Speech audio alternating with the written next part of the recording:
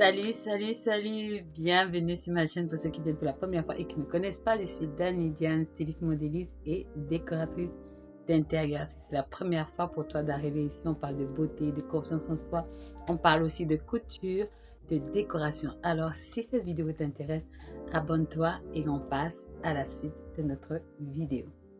Alors, notre vidéo d'aujourd'hui, je me suis rendu compte que je vous montre certains petits astuces en couture, mais je ne vous ai pas encore montré ce qu'il vous faut comme matériel de base en couture. Alors, si cette vidéo t'intéresse, like d'entrée de jeu et on passe tout droit d'abord au générique.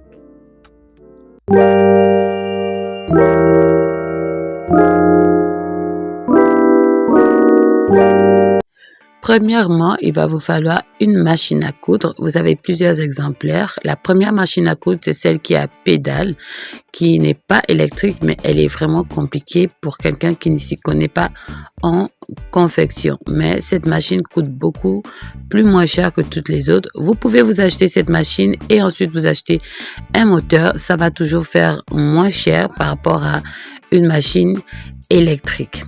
Ensuite, vous avez la machine portable. Elle est toute petite.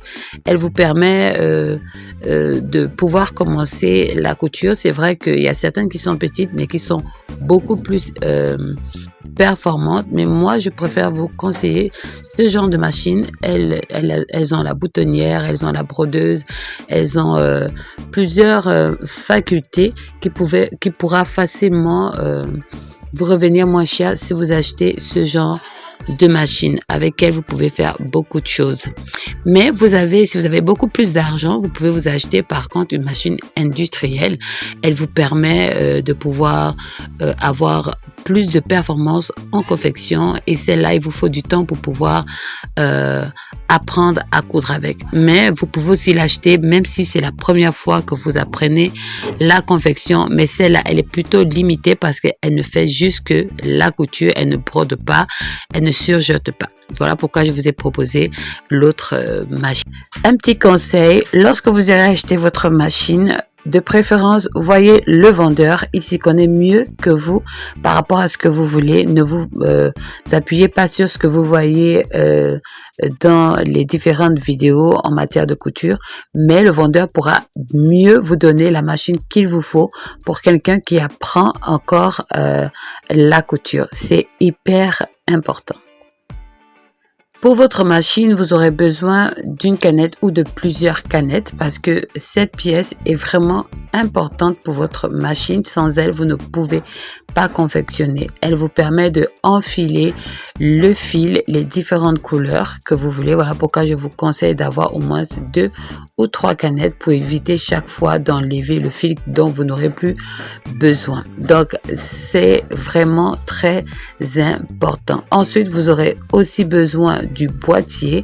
Le boîtier est celui qui reçoit la canette, qui permet de ajuster à la machine. Et si vous n'avez pas de boîtier, vous ne pouvez pas du tout confectionner. Donc, ce sont des pièces qui viennent en général avec la machine elle-même, mais il est important d'avoir toujours des pièces de rechange, 1 ou 2 de rechange pour ne pas vous retrouver dans une situation qui ne sera pas favorable pour vous.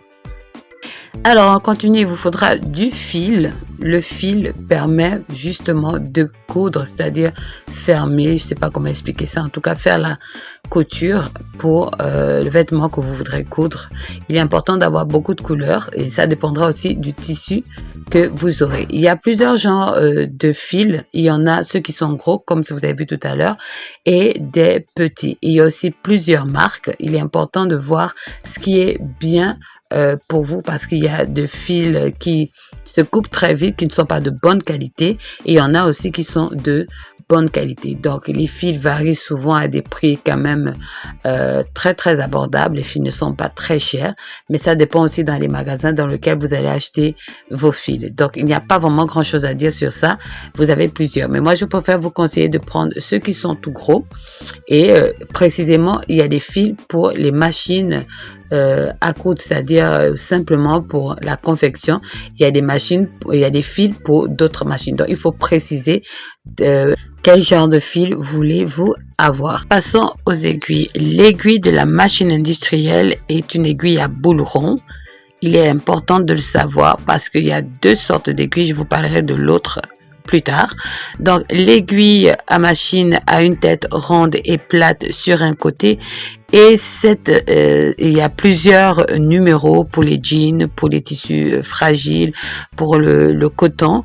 Il est important de savoir cela. Voilà pourquoi il est vraiment judicieux de voir le vendeur et lui, il pourra exactement vous dire quelle est l'aiguille qu'il vous faut par rapport au tissu que vous allez acheter, mais précisez que c'est pour une machine industrielle parce que les machines industrielles et d'autres machines n'utilisent pas les mêmes aiguilles. Donc, pour éviter de vous retrouver à acheter une aiguille qui ne vous servira à rien, qui n'est pas conforme à la machine que vous aurez, donnez même le nom de votre machine. Ça leur donnera encore plus la possibilité de vous donner exactement l'aiguille qu'il vous faut.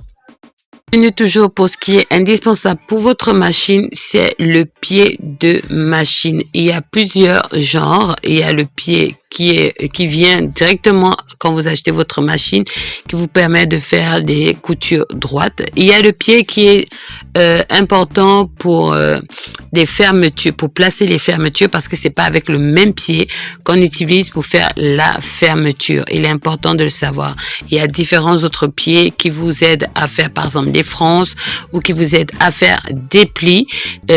Ça, on achète ça en détail. Donc, il faut préciser toujours que votre machine, elle est industrielle et vous avez besoin de telle ou telle pièce pour votre machine. Ça facilite vraiment le vendeur de vous trouver la pièce qu'il faut pour votre machine et n'oubliez pas de toujours donner le nom de votre marque de machine. Ça aussi, c'est très, très important pour que le vendeur vous donne ce qu'il vous faut. Maintenant, nous avons fini avec tout ce qu'il vous faut pour votre machine à coudre. Là, nous allons passer par une autre étape. Là, il vous faudra l'aiguille à main. Toutes les mamans ont ça dans leur maison, même si elles n'ont pas de machine. Ça vous permet de faire une couture directement avec vos 10 doigts. Donc, l'aiguille, il y a plusieurs genres, plusieurs modèles de paquets, mais tous font le même travail. Donc, vous avez les tout petits, les plus gros et les moyens. Et chaque aiguille a sa spécialité. Donc, quand vous voulez faire des ourlets invisibles, il vous faudra forcément des petites aiguilles ou encore des parties où il faudra faire de la décoration avec des perles ou en tout cas avec des pièces. C'est important. L'aiguille à main vous permet aussi de faire des trous vous permet aussi de faire les boutonnières, vous permet de placer aussi les boutons, fermer les petits trous qui gênent de fois sur le vêtement que vous portez.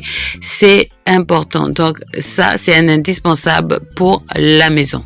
Ensuite, vous avez la pièce qui vous permet de vous protéger de l'aiguille, c'est-à-dire que vous le mettez sur le doigt, mais ça, c'est facultatif. Mais je vous le conseille, quand vous n'avez pas l'habitude, vraiment, ça pique sincèrement le doigt. Donc, pour mieux vous protéger, achetez-vous cette pièce-là. On la trouve en mercerie. Tous les produits que je vous parle, on les trouve en mercerie. Les indispensables mètre ruban, celui qui vous permet de prendre les mesures. Si vous ne l'avez pas, je ne sais pas comment vous allez travailler. Donc, le mètre vous permet de prendre les mesures, que ce soit sur des objets, que ce soit sur vous. Comme vous voyez, il y a plusieurs exemplaires, plusieurs couleurs. C'est aussi un produit qui ne coûte pas cher. Vous pouvez aussi le trouver en mercerie parce que le mètre ruban vous permettra de connaître exactement les dimensions qu'il faut pour ce que vous allez confectionner. Nous avons aussi la paire de ciseaux. Vous avez plusieurs types de paires de ciseaux. Il y a celles qui sont en plastique, il y a celles qui sont faites en fer, si je peux dire ça comme ça. Mais chaque pièce a une importance. Vous ne pouvez pas utiliser la paire de ciseaux qui vous permet de couper le tissu et le fil. Cette paire de ciseaux là aussi, vous l'utilisez pour le papier. C'est du gaspillage. Vous allez par contre gaspiller votre paire de ciseaux parce que elle se retrouve à toucher autre chose. Donc, si vous achetez une paire de ciseaux, précisez-vous que c'est pour soit le tissu, soit le papier. Donc, achetez-vous de préférence 2 paires de ciseaux, celle qui va vous permettre de couper votre tissu et celui qui va vous permettre de couper le papier ou d'autres matières. Nous avons aussi celui-là qui est dans la catégorie de paire de ciseaux, mais celui-là s'appelle un coupe-fil. Il vous permettra de couper les petits fils que la paire de ciseaux ne peut pas couper pour vous donner une couture vraiment très propre. Alors il s'appelle le coupe-fil parce que certains confondent ça avec le découseur, mais ce n'est pas du tout la même chose. Si vous avez cette pièce, elle vous changera la vie. Là, nous avons son cousin qui est le qui est le découseur, voilà, comme je vous ai dit tout à l'heure. Parfois, on s'embrouille avec ces deux-là. Celui-là, par contre, il est là pour défaire la couture qui a été mal faite. Elle vous permettra de protéger votre tissu que de le faire avec de la lame comme certaines personnes le font, parce que la lame, c'est par contre très dangereux pour quelqu'un qui ne s'y connaît pas d'utiliser la lame pour détacher une couture qui a été mal faite. Mais par contre, le découseur, lui, il viendra enlever de fil en fil. Il est très tranchant, donc facilement vous pouvez l'utiliser et sans abîmer votre tissu. Nous aurons besoin aussi d'une planche à repasser. Ça, il y a ça dans chacune de vos maisons. Cet exemplaire, on le trouve beaucoup dans nos maisons. Il nous permet de repasser nos vêtements, de repasser tout ce qu'on a à repasser.